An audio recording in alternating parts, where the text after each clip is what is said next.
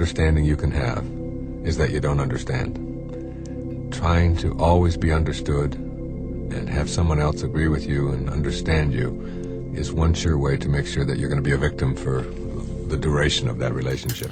The book by Wayne Dyer called Pulling Your Own Strings, it really had a profound effect on me.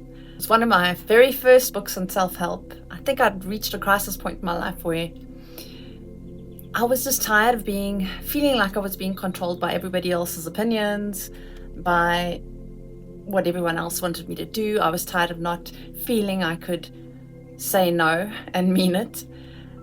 And I happened upon this book. That I think of as one of the most important things you can learn in your life. How to pull your own strings, thing that people who want to be more assertive and who do not want to have their strings pulled by others refer to on a regular basis. My teenage years had been mostly reading Terry Pratchett and Robin Cook. I was obsessed with microbiology. I was convinced I was going to become a microbiologist. It just fascinated me. The Ebola virus, all of these viruses. It was like, it was crazy cool. So I read a lot about medicine and conspiracies within medicine. Anyway, that was my journey of reading. A lot of Terry Pratchett, just disappearing into fantasy.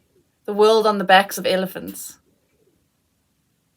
Who knew? Maybe it is true. We don't know what's out there. Is the earth flat? I don't know. Like I said, I try not to go into conspiracy theories because I'm pretty sane. I like to think. Anyway, back to Pulling Your Own Strings by Wayne Dyer.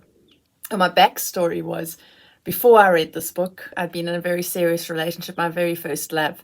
I was about 21 and we'd been together for 2 years, and I suffered quite a horrible breakup with him. And then I read this book. Yeah, most people are victims because of choice or because of expectations. People expect to be victimized. They think they're not very strong, or they're not very capable, or they don't have very high aspirations. If there's anything that I think people suffer from in this country, it's that not that they fail to achieve so much as that they fail to aspire. They don't have a sense of their own internal capacities and greatness or abilities to handle just about any situation. I'm so fascinated when I watched this old footage.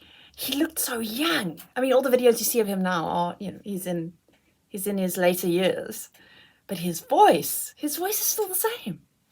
Can really be helpful to people and so on. And I know in my own life I've been really influenced by some very significant writing of people who've lived before me. A lot of poets, a lot of the great, even Mark Twain, reading people. Books have really influenced my life. These kinds of books influence people's lives today. I know it from the mail that I get. So the interviewer asks him, all right, I've read the book. What's the next step? Well, what's step one after you've read the book? Step one is to change your expectations around. Like every situation you go into, all right, you got who victimizes people the most in our culture? Family members, your parents telling you that you ought to be the way they want you to be. Change your expectations. I think that was one of the greatest lessons I learned from this book. Change your expectations of others. Keep the expectations that you want only for yourself. Expect great things of yourself and expect nothing of others. And always use the mantra, I'm not going to let this situation affect me. I'm not going to allow this person to have power over me and the space I'm in right now. So often we feel that we have nothing left of ourselves because we've just been giving out to people, neglecting our own needs. I often feel that in the teaching I do, it's all about the students and what they need. As a mother, I feel the same way. I'm always giving out to them and you get very little back. I mean, you get back. It's a different sort of giving, I suppose, because children, they need it and they're not trying to manipulate you for the love and attention you can give them. But with adults, it's a different story. You can so often just be manipulated into situations where you don't actually want to do it, but you're doing it because you just want to keep everybody happy. But you end up denying yourself and your truth and what matters to you. And I certainly felt that as a youngster. It was always about, I just wanted to keep everyone happy. It was a lesson I learned from very young, was that it felt good to keep everyone happy. That made me happy. But then I think I was too naive back then to realize that people will use that against you. If you're too nice all the time, then they'll treat you in a way that they almost see your niceness as a weakness and something to be exploited. So this lesson that I learned about you teach people how to treat you, wow, that blew my mind. When I learned that, it was a turning point for me. Said at me, then I'll take that.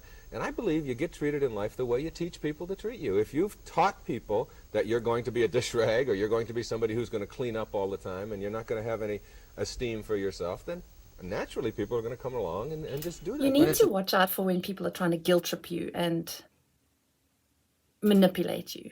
And it's so subtle, you don't always see it. And it comes from the people you least expect it from. Always remember, you have a right to decide. And you don't deserve to be manipulated in any way, at any time. Don't be a yes man. Yes men are never respected.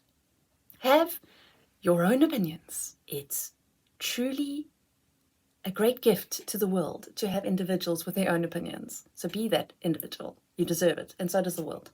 Let's think about when you have spent your life, and this was the case I was in. I'd spent my life being kind to people and saying yes to everything, and that's how people knew me. And suddenly when I decided, well, I've now read this book and I don't want this to happen anymore, I didn't quite know how to implement this. I didn't know how to start setting boundaries without people saying, hey, what's going on with you?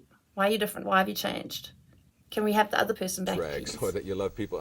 I think people respect strength, not weakness. And you stand up to somebody, you say what's really on your mind, and at first people will feign it. You know, they'll fake it. They'll say, oh my God, you've really hurt my feelings. That's a strategy. That's a technique to get you. You know, if I can get you to come over and visit me on Sunday by using guilt, you know, and saying, oh, if you don't visit me, you know, it's okay. I went through 18 hours of child labor, but that's okay. And if you don't come, then, you know, and I can use all of this stuff. And you'll come, well, I'm going to continue to use that. But if you say, wait a second, you know, I've got a right to decide where I'm going to be on Sunday, and I can't be there this Sunday, and you're firm about that, you know what happens is after a while, people respect you. So you want to let me in on the secret. Why can't I manipulate you anymore? And when you suddenly say to them, I love you, it has nothing to do with love. It has to do with my interest in being my own person, and you're using guilt, saying, you know, you don't love me, isn't going to work anymore. And you can't say no. Yeah, and you just say, oh well, and then there you are, 3 weeks later, you're going out on a date, and this guy is coming on to you, and you just say, what am I doing here? I know. And learning how to just say no. Learn to say no, and stick with that commitment to yourself. Don't ever backtrack. When you've said no, be firm. Remember, you always need to be looking after your own emotional well-being. It's important to be caring and loving towards others, but not at the cost of your own emotional peace. And Dr. Wayne Dyer says something so cool in this interview. Be selfish. He gives you full permission. I give you full permission to be selfish.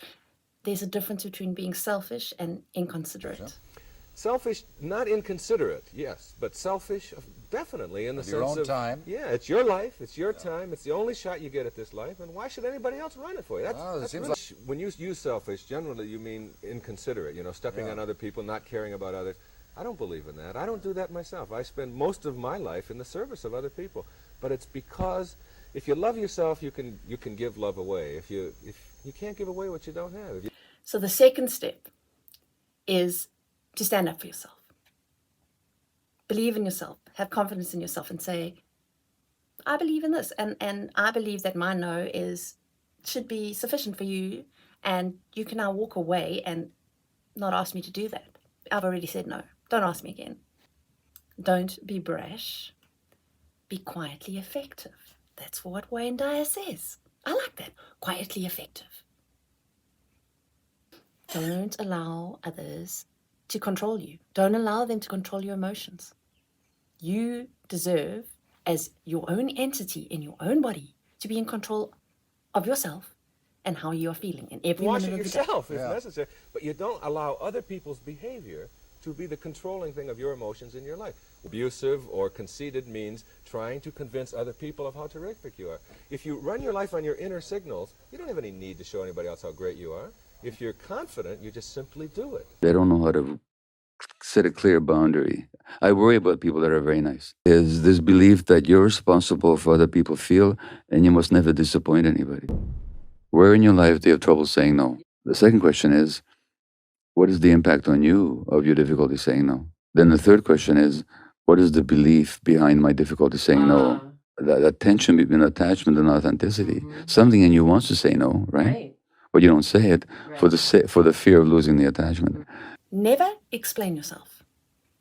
If you explain yourself, that's just going to cause somebody to question your ideas and your decision, and then you're going to start feeling like a victim again.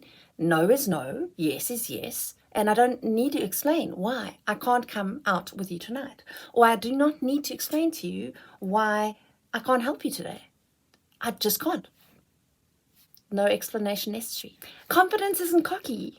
Confidence is your essence. It's who you are. It's your truth. You're not being cocky or abusive by saying no. You're just standing by your truth, standing by your morals and your values and what you feel is important to you in this minute. The difference with cocky, abusive as opposed to confident is that the cocky, abusive ones are saying, hey, here I am. It's all about me. It's all about me and what I need. And come on, I need you to give me more. You're not giving me enough. Whereas a confident person is saying, I'm remaining within myself. I'm rooted in myself and I'm speaking my truth. This is beautiful. Confidence is your soul talking, whereas cockiness and abuse is your ego. In this video, it talks about the shrug. Just shrug it off. Sorry, can't help you. And that shrugging is a virtue. You don't need to defend yourself in order to prove that what you are saying is important for others to hear. You don't have to care about whether they hear you or not. Just make the decision, say what you need to say, be firm, and move on. They either accept it or they don't. They don't accept your boundaries. And then it's up to you to decide, if this person doesn't accept my boundaries, what does that say about them? Do I respect their boundaries? Do I respect people's boundaries? Well, let's hope so, because it's important to have boundaries. Wayne Dyer says, if someone is demanding something of you, instead of saying something, just shrug your shoulders. Always believe in what you are saying and what you are doing. Stand your ground, because people will try and push you. And you know, every time you have something that you believe in and someone pushes you into the area of, this is not really me, but I'm just going to do it so that they stay happy, you're going to lose confidence in yourself. You're going to lose self-belief. You're going to lose your value. And we don't want to get to that space. I think when I was young, I almost feel like a part of me just had no self-regard, no self-value. It was all about making sure everybody else was happy. And I didn't feel good about myself. I didn't feel like this was my true self. And now as I'm older, when I say no, it's no. And I firmly stand by that. And they must either convince me otherwise, why I should help them, or otherwise, just let it go. You don't have to explain yourself. Life is full of people doing things their own way, and that's what makes individuality so special. Let them. And you do you. You have a right. And they are on your path right now. They need to step aside. You need to walk your path, your way. Get into the mindset of not needing to be understood. Then you no longer will feel like a victim. Being offended is a choice. Being a victim is a choice. Don't be so offended by what others do or say. Let them. Don't let it affect you. Don't let them pull your emotional strings. You're offended for what? It's their behavior. It's not yours. So if someone is doing something offensive, swearing, saying offensive things on their YouTube channel, you do not need to get in the comments and lay it out to them why you feel that they are wrong. Just let them be. Let every individual just blossom in their own time. There is actually no code that is going to fit everyone. And choosing not to be offended is choosing not to be a victim. Go for what you're for, not what you're against. Everything you're against weakens you. Everything you're for empowers you. Everything you fight, you'll be weakened by. Everything you're for will empower you. And I've learned that we are going into our life and lose the false self, the ego, occupy, and these occupations that we have and these duties that we perform, when in fact